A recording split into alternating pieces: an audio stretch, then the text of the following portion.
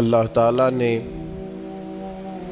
ہم پر یہ فضل فرمایا ہے کہ ہمیں اللہ نے عظمتوں والے محبوب عطا فرمائے۔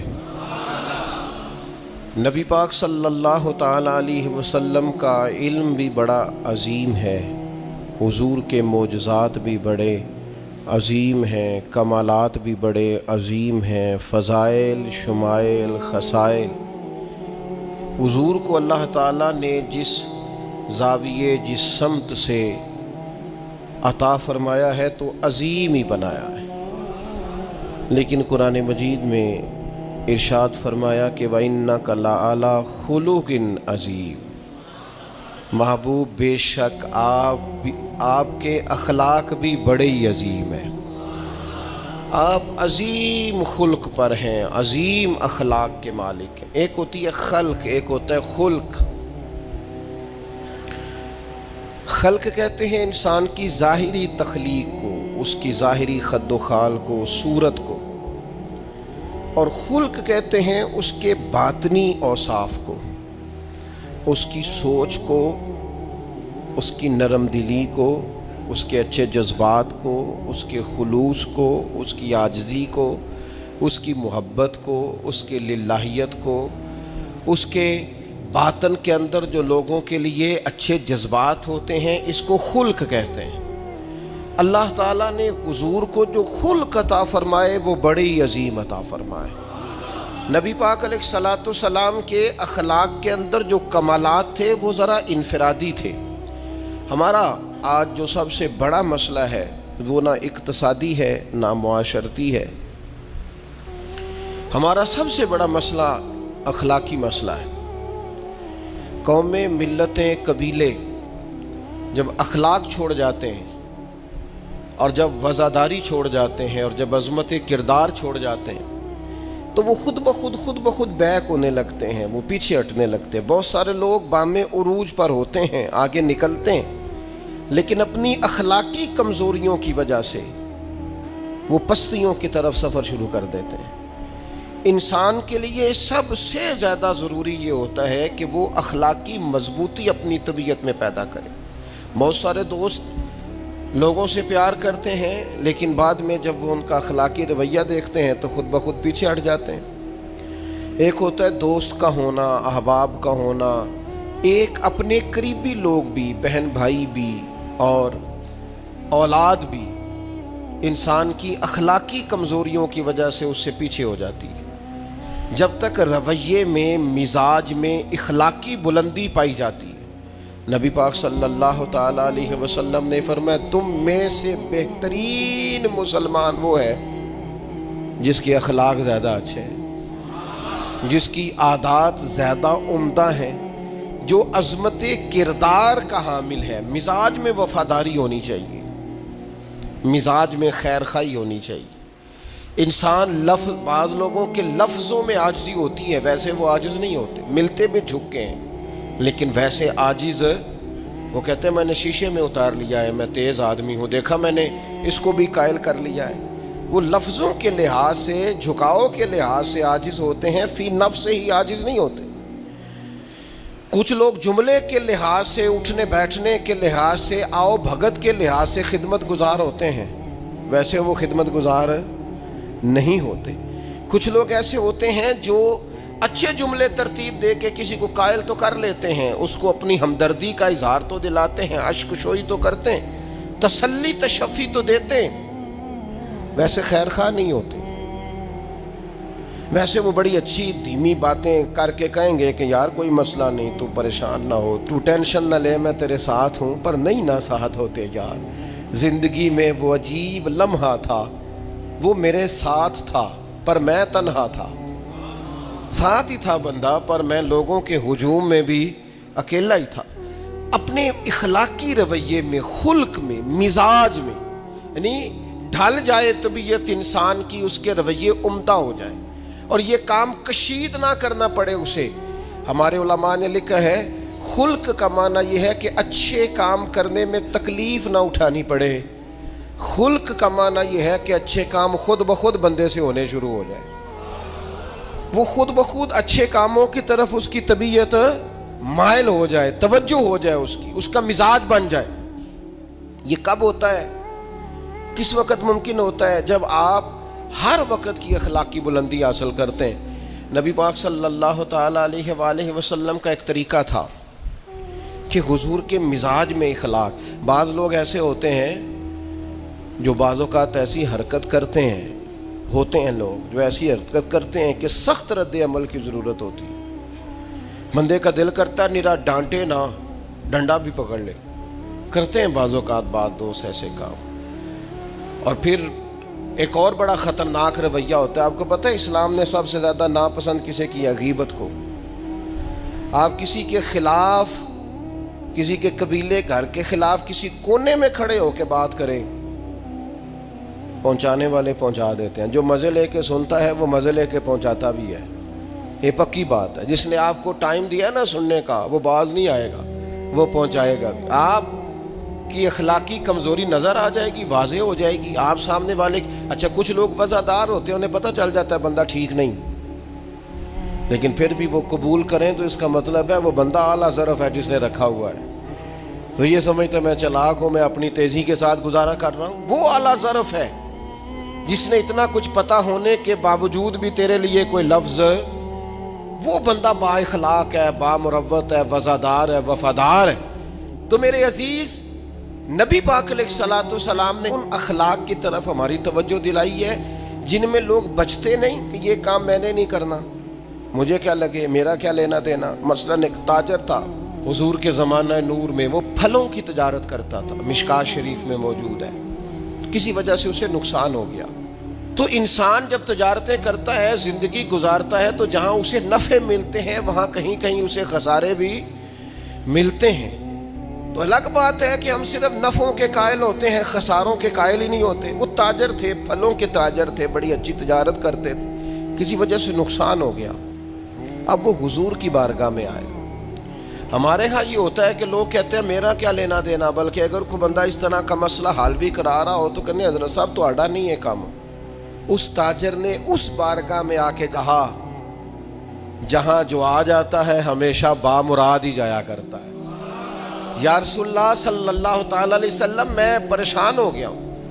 اور پہلے جب آدمی مالدار ہوتا ہے تو دائیں بائیں رش بھی ہوتا ہے، اور جب اس طرح کے حالات ہو جائیں تو وہ جو بڑے قریبی ہوتے ہیں وہ بھی کئی دفعہ ساتھ چھوڑ جاتے ہیں. ساری عمر ہی آٹا گد ہے تے لکھاں کیتے پیڑے، اب وقت آیا ہی تے محمد بخشا کوئی نہیں ہوں بیٹھا نیڑے. لوگ نکل جاتے ہیں، کمزور پڑ گیا بندہ بیچارہ. حضور کی بارگاہ میں عرض گزار ہوا یا رسول اللہ تکلیف میں ہوں. تاجر تھا، پھلوں کی تجارت کرتا تھا اور مشکات میں موجود. نبی پاک علیہ السلام نے دعا بھی فرمائی، کرم نوازی فرمائی، رحمت بھی فرمائی، عطائیں بھی فرمائی. لیکن حضور نے نا صحابہ سے فرمایا سارے مل کے اپنے بھائی کی مدد کرو. تھوڑے پیسے کسی نے دیے، تھوڑے کسی نے دیے، تھوڑے کسی نے دیے، مل کے. اور ایسے لوگوں سے جو لوگ بڑے اس کام کے لیے ہر وقت ذہنی طور پر تیار رہتے تھے، ان لوگوں سے کہا اس کے ساتھ چلو. لیکن اس کا قرضہ ابھی بھی جتنا چڑھ گیا تھا اتنے پیسے جمع نہیں ہوئے تھے. اللہ کرے میں آپ کو سمجھاؤں، یہ بھی اخلاقی بلندی والا کام ہے کہ کسی شخص کی کمزوری میں اسے اٹھانا، گرتے ہوئے کو سنبھالنا، پھسلنے والے کو سہارا دینا، بکھرنے والے کو بکھرنے سے بچا لینا، ٹوٹنے والے کو ٹوٹنے سے بچا لینا، پریشان ہو جانے والے کو سمیٹ لینا. اللہ کے پیارے رسول صلی اللہ تعالی علیہ وسلم نے فرمایا اپنے بھائی کی مدد کرو. لوگوں نے مدد کی، لیکن اس حد تک اس کے پاس پیسے نہ ہوئے جتنا اس کا قرضہ تھا. اب حضور نے ان لوگوں کو بلایا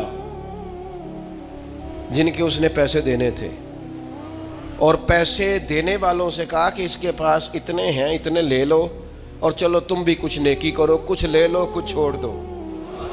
یہ کون کرا رہا ہے؟ رحمت للعالمین نبی. اور ہمارا جب کوئی بندہ اس طرح الجھ جاتا ہے پھر تو وہ ساڑھا لگتا ہی کچھ نہیں نا.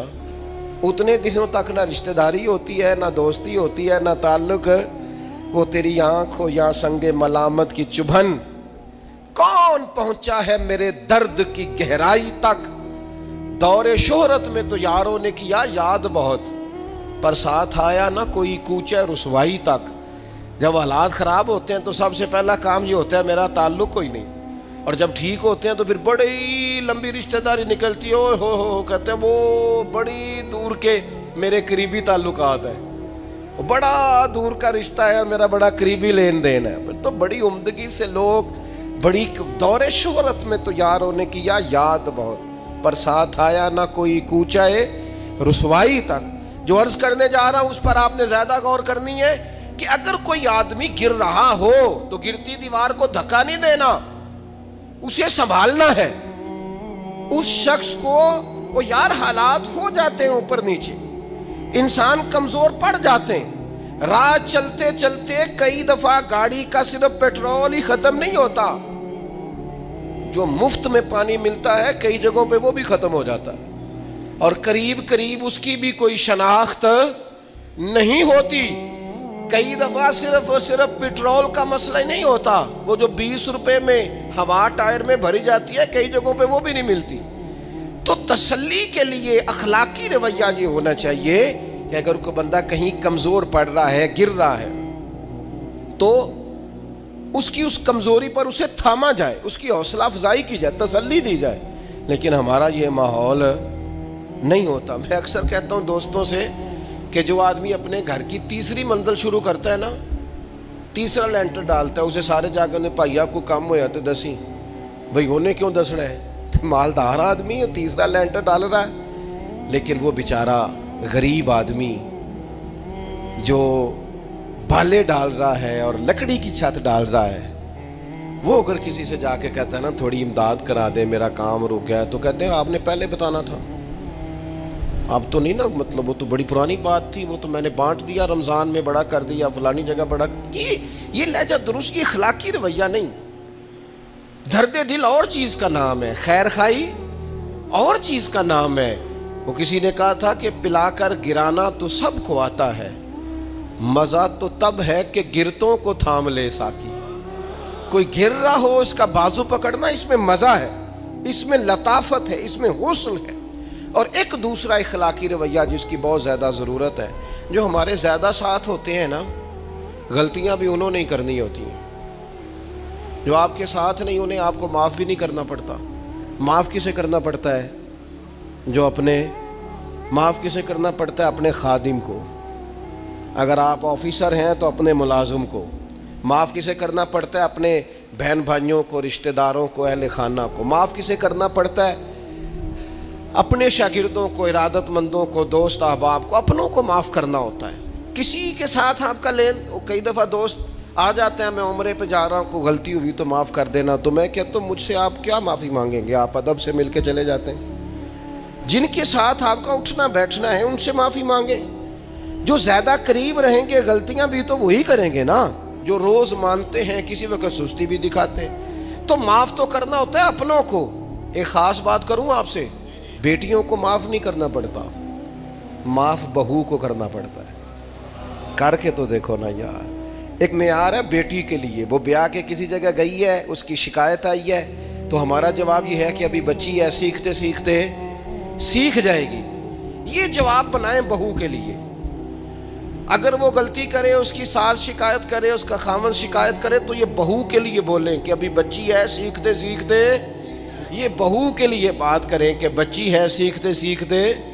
یہ بہو کے لیے ضرورت ہے اس کی. بیٹی کے لیے تو اس کی ضرورت، بیٹی غلطی کرے تو اس کے وکیل بن جاتے ہیں.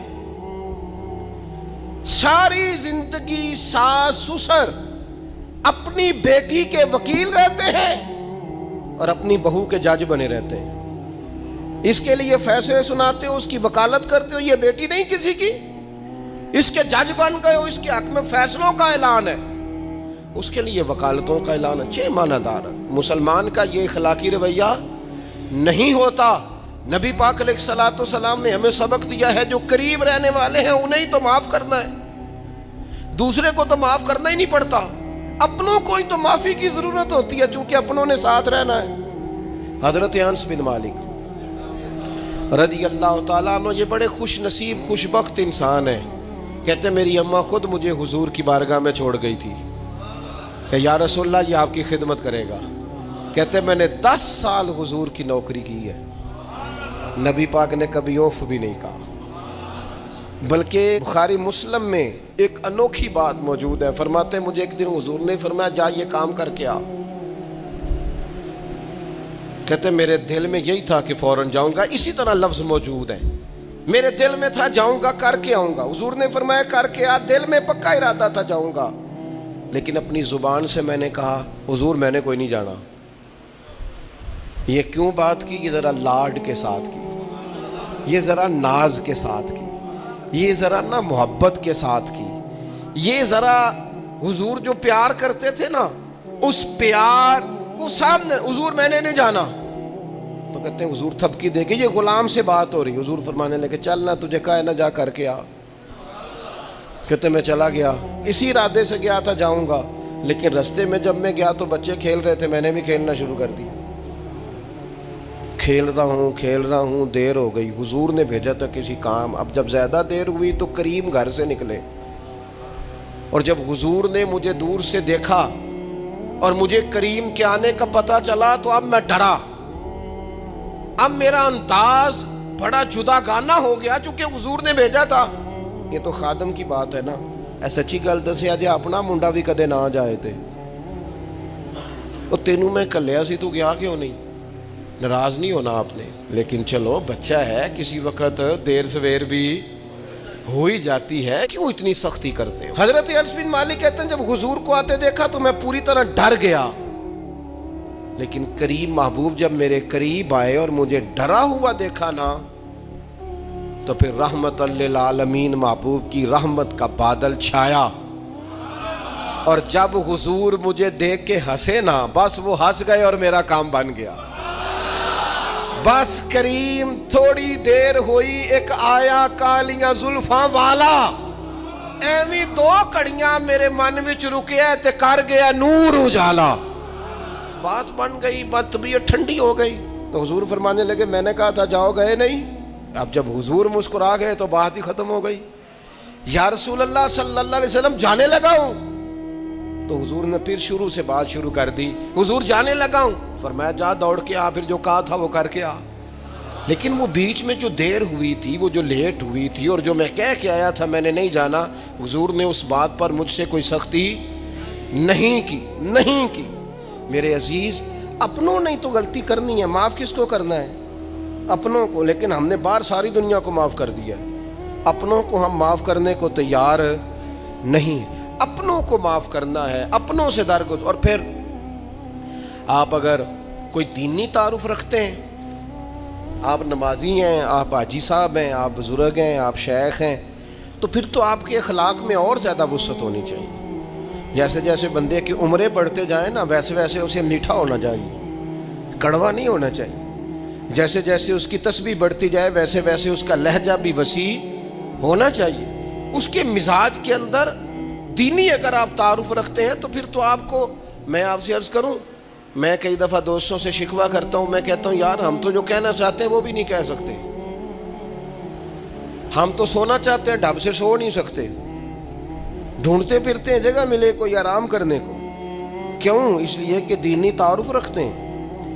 آپ نے وہ دعویٰ ہی نہیں کرنا تھا, یہاں تے چٹی چادر لا دے نا کڑیے تے پین فقیران دی لوئی, چٹی چادر تے پھر داغ لگیندا ہی تے لوئی نو داغ نہ کوئی. جب آپ کا دعویٰ ہے کہ ہم نے کام کرنا ہے اور بڑی اوپر والی سطح پہ کرنا ہے, تو پھر آپ آرام ڈھونڈتے پھریں, پھر آپ قرار ڈھونڈتے پھریں. تو یہ تو دو باتیں ہو گئی. ایک بات کرنی پڑے گی, دینی تعارف رکھنے والے آدمی نے اگر اس نے دین سکھانا ہے اپنے بچوں کو, اپنے گھر والوں کو, تو حسن اخلاق سے سکھائے گا.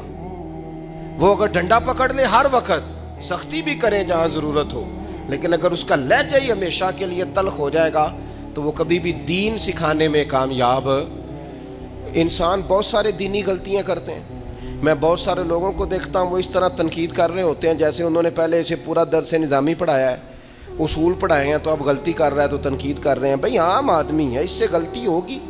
بڑی اہم بات بھی, بہت بڑا آدمی بنیادی بات سے بھی کسی وقت ناآشنا ہو سکتا ہے, لیکن آپ کے لہجے میں سختی ہے, آپ بات کرتے ہیں تو تلخ کرتے ہیں, آپ سے کوئی دینی کلام کیا جاتا ہے تو آپ سخت ہیں. دینی لوگوں کو چاہیے کہ وہ دین سکھائیں تو اس میں بہت زیادہ اخلاق کا خیال رکھیں. غلطیاں کریں گے لوگ. اگر آپ عالم ہیں اور آپ کے پاس کوئی دینی معلومات ہیں تو پھر آپ کو اس کی خوبصورتی کا بھی پتہ ہونا چاہیے آپ نے. حضرت معاویہ بن حکم رضی اللہ تعالیٰ عنہ کہتے ہیں میں نے حضور کی مسجد شریف میں نماز پڑھی تو ایک شخص کو نا چھینک آئی, یہ بھی بخاری مسلم میں موجود, تو میں نے نماز میں کہہ دیا یرحمک اللہ. یہ چھینک آنے کا جواب ہوتا ہے, میں نے یہ نماز میں کہہ دیا. تو اب بہت سارے لوگ مجھے گھورنے لگ گئے, کچھ نے اپنے ہاتھ بھی مارے زانوں پر کہ یہ کیا کر رہے ہو, نماز میں بول رہے ہو. فرماتے ہیں نماز مکمل ہوئی اور یہ لفظ ہے حضرت معاویہ بن حکم رضی اللہ تعالیٰ عنہ کے, فرمانے لگے قسم اللہ کی میں نے حضور سے بہتر سمجھانے والا نہ پہلے کبھی دیکھا ہے نہ بعد میں کبھی دیکھا. فرماتے ہیں نہ حضور نے مجھے مارا نہ ڈانٹا, بلکہ جس طرح ایک بچے کو گویا ٹریٹ کیا جاتا ہے, سمجھایا جاتا ہے. حضور فرمانے لگے اللہ کے بندے نماز میں کوئی اور بات نہیں کرنی چاہیے, صرف اللہ کی تسبیح پڑھنی چاہیے, اس کے اسماء کا ذکر کرنا چاہیے یا قرآن پاک پڑھنا چاہیے. نماز میں کوئی اور کلام کرنے کی اجازت نہیں ہے. ہمارے ہاں لوگ دینی مسئلہ سمجھاتے ہیں تو اتنا ان کے مزاج میں تلخی ہوتی ہے بعض اوقات, اللہ ماشاءاللہ. کچھ لوگوں کی طبیعت اتنی کرخت ہوتی ہے, بچہ نماز پڑھ رہا ہے اور حاجی صاحب اس کے ساتھ کھڑے نماز پڑھ رہے ہیں, لیکن وہ اس کو کھڑا کر رہے ہیں تو یوں کندھے سے ہلا کے, تینوں آج تک نہیں پتا نماز ہے کہ یہ آپ دین سکھا رہے ہیں. یہ اخلاقی رویہ دین سکھانے کا, یہ لب و لہجہ دین سکھانے کا. قطعاً ایسا کوئی کام نہ کریں. میں تو یہ مدارس کے اساتذہ سے بھی کہتا رہتا ہوں, میں کہتا ہوں نبی پاک نے کبھی کسی کو نہیں مارا. آپ بچوں کو ڈانٹیں, کریں کچھ, لیکن وہ رویہ آپ اختیار نہ کریں جس کی دین اجازت نہیں دیتا. تو اخلاقیات میں ان چیزوں کا ضرور خیال کریں. ایک روایت اور عرض کر دوں آپ کو. حضرت جابر ابن عبداللہ رضی اللہ تعالیٰ عنہ فرماتے ہیں میرے والد احد میں شہید ہو گئے تھے, میرے ذمے بہنوں کا بوجھ بھی تھا اور قرضہ بھی تھا. اللہ کے محبوب علیہ السلام نا مختلف طریقوں سے مختلف انداز میں میرے اوپر کرم نوازیاں فرماتے. نوازنے کا طریقہ, آپ نہ کسی کو نوازیں بہانے سے. میں نے بعض بزرگوں کو دیکھا ہے کسی بچے کو ادارے میں خانقاہ میں کمزور دیکھتے, وہ سریلا بھی نہیں ہے, اسے کہتے چل پتر نعت سنا, اور نعت سنا رہا ہے تو اسے نذرانہ دے رہے ہیں. چل بیٹے تلاوت سنا, چل تقریر سنا, کسی بھی طریقے سے اس کو تسلی ہو رہی. اور اس طرح کا رویہ نہ اپنایا جائے کہ وہ مانگنے والا بن جائے. یہ اخلاقی بلندی ہوتی ہے آپ کی کہ آپ کسی شخص کو بہانوں سے نوازیں. اس طرح کا ماحول نہ بنائیں کہ آپ اسے کہیں کہ چونکہ تو کمزور ہے, غریب ہے, فقیر ہے, لہذا تجھے دے رہا ہوں. حضرت جابر ابن عبداللہ فرماتے ہیں, اور یہ بھی آپ کو مسلم شریف میں ملے گا, فرماتے ہیں کہ جنگ میں میں حضور کے ساتھ تھا, میرا اونٹ بڑا کمزور ہو گیا, بیمار ہو گیا, چل نہیں رہا تھا. حضور میرے قریب آئے اور پیچھے آ کے فرمانے لگے اسے بھگاتا کیوں نہیں. میں نے کہا حضور بیمار ہے کیسے بھگاؤں. تو نبی پاک نے نا اونٹ کو ایک درہ لگایا اور گویا پیغمبر اعظم نے حکم دیا, نبی رحمت نے, نبی اکرم نے حکم دیا, فرمایا اونٹ بھاگتا کیوں نہیں. وہ جو سب سے پیچھے تھا وہ سب سے آگے نکل گیا. واہ کیا جود و کرم ہے شہ بطحا تیرا, اور نہیں سنتا ہی نہیں مانگنے والا تیرا. سرکار نے حکم دیا, وہ اونٹ سب سے آگے نکل گیا. اب حضور گھوڑا دوڑا کے آگے آئے, فرمانے لگے جابر یہ اونٹ میرے ہاتھ بیچ نہیں دیتا. وہ بیمار تھا, حضور کے حکم سے بھاگا ہے, فرمایا بیچ نہیں دیتا. کہا نہیں یا رسول اللہ ویسے ہی رکھ لیں. فرمایا نہیں میں پیسے دوں گا. یا رسول اللہ آپ کا یہ ہے. فرمایا نہیں آپ قیمت بتائیں. حضور ٹھیک ہے اتنے کا اونٹ ہے, میں مدینہ طیبہ جا کے آپ کی خدمت میں پیش کر دوں گا. حضرت جابر ابن عبداللہ فرماتے ہیں حضور نے مجھ سے اونٹ خریدا. مدینہ طیبہ پہنچ کر نبی پاک صلی اللہ تعالی علیہ وسلم نے سیدنا بلال حبشی سے فرمایا جابر کو اونٹ کی قیمت بھی دے دو اور کچھ پیسے زیادہ بھی دے دو. فرماتے ہیں مجھے اونٹ کی قیمت بھی مل گئی, کچھ پیسے زیادہ بھی مل گئے, اور جب میں حضور کی بارگاہ میں حاضر ہوا اونٹ پیش کر کے اور قیمت لے کے جانے لگا تو حضور فرمانے لگے جابر جانا نہیں, قیمت بھی تیری ہے اونٹ بھی تیرا ہے. نبی پاک نے وہ اونٹ بھی تحفے میں مجھے واپس دے دیا. یہ اخلاقی رویے کی بلندی کہ کسی شخص کی غربت میں اسے نوازنا, لیکن اس طرح کا نوازنا اسے محسوس نہ ہو کہ مجھے امداد دی جا رہی ہے. تو اپنے इन चंद एक इखलाकी रवैयों पर ज़रूर तवज्जो करें। एक तो सबसे जिसको आप देखें कमज़ोर हो गया है, गिर रहा है, परेशान है, उसका ज़रूर ख्याल करें। लोग बड़े बड़े तेज़ दौड़ते हैं, किसी जगह फिर गिर भी जाते हैं, गिरते हुओं को संभालने की कोशिश करें। दूसरी गुजारिश ये की है मेरे अजीज़, जो हमारे करीबी लोग हैं उन्हें तो हमने माफ़ करना है, अपनों को ही तो ज़रूरत होती है कि दरगुजर करके अपने साथ रखा जाए, प्यार करके अपने करीब किया जाए। और तीसरी गुजारिश ये है कि अगर आप किसी को दीनी पैगाम देना चाहते हैं तो निहायत मोहब्बत के साथ, निहायत खुलूस के साथ दीनी मसला आप किसी को भी बताएं तो उसे छोटा बच्चा समझकर आप डील करें। शिद्दत ना इख्तियार करें दीन बताने में, वो लहजा इख्तियार ना करें जिस लहजे में महसूस हो कि आप खुद बाअखलाक नहीं है तो आप किसी को क्या समझाएंगे। और चौथी गुजारिश ये की है, जब किसी की मदद करें उसे रुसवा करके नहीं, किसी की फैली झोली देखकर खुश होकर नहीं, बल्कि आप एजाज़ भी उस शख्स को अता करें और रवैया इस तरह का इख्तियार करें जिसमें महसूस हो कि उसकी इज़्ज़त नफ्स मजरू नहीं हुई। इन चीज़ों को पेश नज़र रख के जब इखलाकी बुलंदी हम हासिल करेंगे ना, एक मैं और बात बड़ी ज़रूरी आपकी खिदमत में अर्ज़ करूँ, जो आदमी भी अपने आप को बड़ा समझता है, वो माली तौर पे बड़ा है, इल्मी तौर पर बड़ा है, ओहदे के तौर पे बड़ा है, कबीले के तौर पे बड़ा है, ख़ानदान में बड़ा है, वो किसी भी मकाम पर किसी भी अंदाज में बड़ा है, अल्लाह ने फजल किया वो बड़ा हो गया, उसे समझ आ गई है कि कुछ लोग मेरी बात सुनते हैं, मेरा फ़ैसला मानते हैं, तो वो अच्छी तरह समझ ले कि अगर वो अल्लाह के फजल से उसे कोई मौका मिल गया बड़ा होने का तो वो अपने अखलाक को बड़ा करे, फिर अपने किरदार को बड़ा करे, फिर अपने हौसले को, ज़रफ़ को और अपने जहन को बड़ा करे। इसलिए कि आप अपने किरदार की और हौसले की बुनियाद पर बड़े बनेंगे। सिर्फ ये कि 2-3 आपके नाम के साथ अलकाबात लग जाएं और चंद लोग आपको सलूट करने लग जाएं, इससे नहीं पता चलेगा कि आप बड़े हैं। किरदार व अमल से खुशबू आएगी तो पता चलेगा आप कितने बड़े हैं। अल्लाह ताला हमें समझने की तौफीक अता फरमाए।